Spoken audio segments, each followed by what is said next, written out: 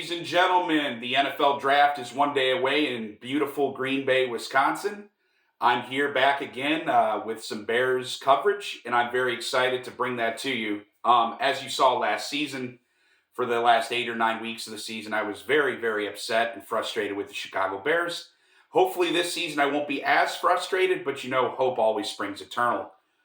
The Chicago Bears finished last season with a 5-12 record. Simply unacceptable from the top down. It was a major failure from a team standpoint. A very, very disappointing group that was hampered repeatedly by terrible coaching.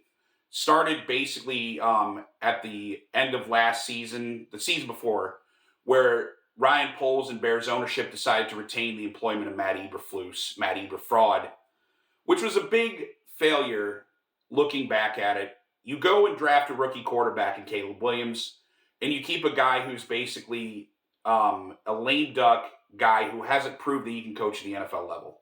They decide to make that decision. It comes to bite him in the ass. They bring in Shane Waldron, offensive coordinator from the Seattle Seahawks. That's another decision that bites them in the ass. And then they go through another offensive coordinator in Thomas Brown, who ends up being the interim coach anyway. So the biggest detriment to the season was head coach Matt Eberflus, obviously. 3 collective failures that really doomed his job. The Fail Mary game in Washington, which I unfortunately had to attend and witness in person, which really, really sucked. Green Bay, where he failed to go for another play to put Cairo Santos in field goal position to potentially, tie the game. Or I believe win the game. I don't remember.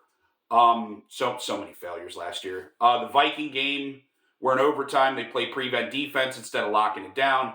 And then, of course, the unforgivable, inexcusable decision on Thanksgiving to not call the damn timeout when Caleb clearly needed the timeout called. All these decisions led to a 5-12 record. They did finish strong last season, beating Green Bay for the first time in 10 years in Green Bay. So that's something that the Bears can hang their hat on and build into year 2.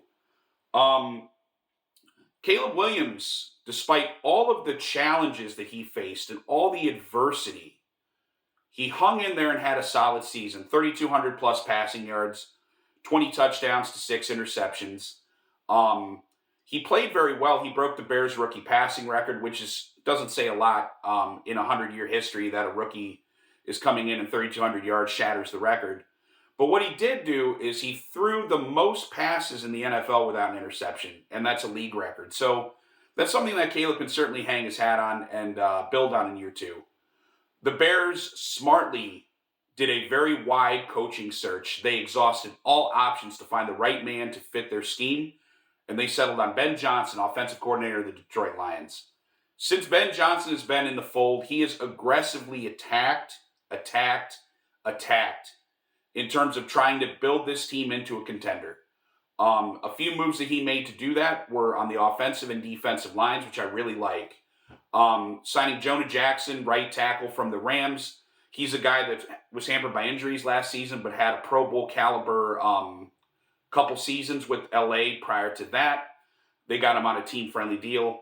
Left guard Joe Thuney from Kansas City Chiefs. That's a guy you can plug in. He's your left guard for the next 6-7 years. The most important move I believe they made was Drew Dahlman, center from the Atlanta Falcons. The guy is just a stalwart in the middle of the field. He's going to give Caleb Williams an opportunity to, get the ball off and not be running for his life with the interior blitzes coming in.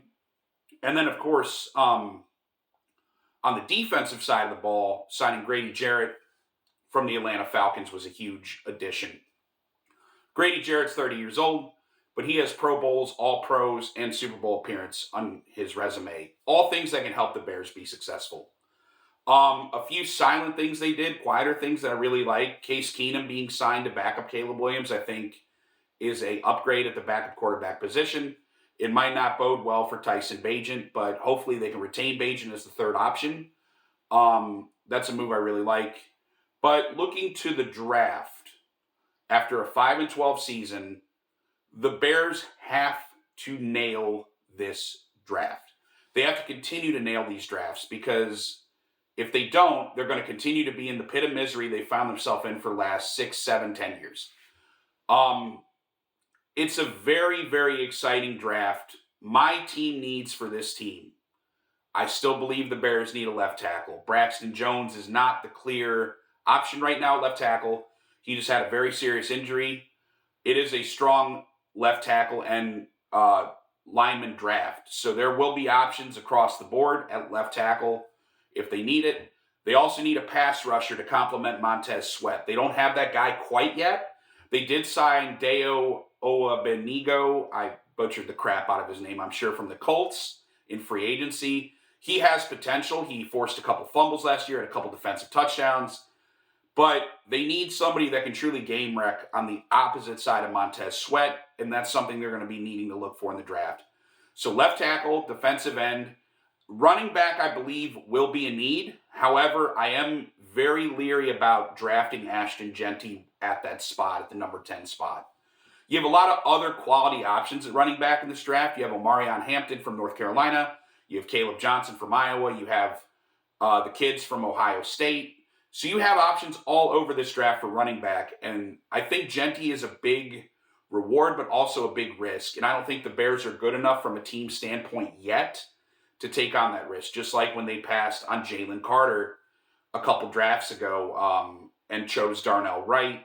Carter had a lot of character issues. Jeanty does not have character issues as far as I'm concerned. But you got to draft the guys that are going to make your team more viable and sustainable. And the NFC North has quickly turned into a power conference with Detroit, Green Bay, and Minnesota all contending. So what I'm looking to see with the Bears this year is just marked improvement across the board on the offensive and defensive side of the football.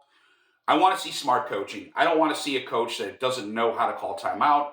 I want to see a coach that knows how to actually call a professional football game. And I believe Ben Johnson will be that guy, but it will take time. And what he made clear in his introductory press conference that I really enjoyed was he said, be comfortable being uncomfortable.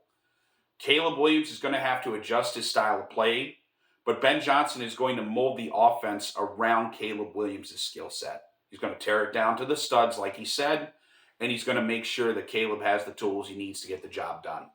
That's something they should have done last season instead of bringing back Eberflus, but in all honesty, Ben Johnson falling in the lap now of the Chicago Bears is probably the best thing.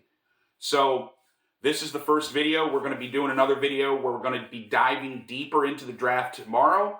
We're going to go over a mock draft, the first few rounds, where I think the Bears are going to be picking, what moves they might make, all that good stuff. But looking forward to be backing with everybody, doing more Bears coverage this season. And before I end this video, I just want to give my condolences to Virginia House McCaskey, long-term owner of the Bears, who passed away shortly after the end of the offseason.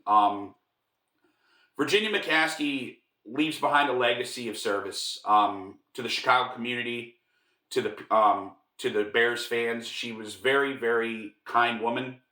I don't necessarily agree with some of the management decisions that she's made, letting George McCaskey run the football team, but she is one of the last pioneer legacy owners in the NFL, and my heartfelt condolences go to her and her family. So, again, looking forward to some more Bears coverage, and bear down.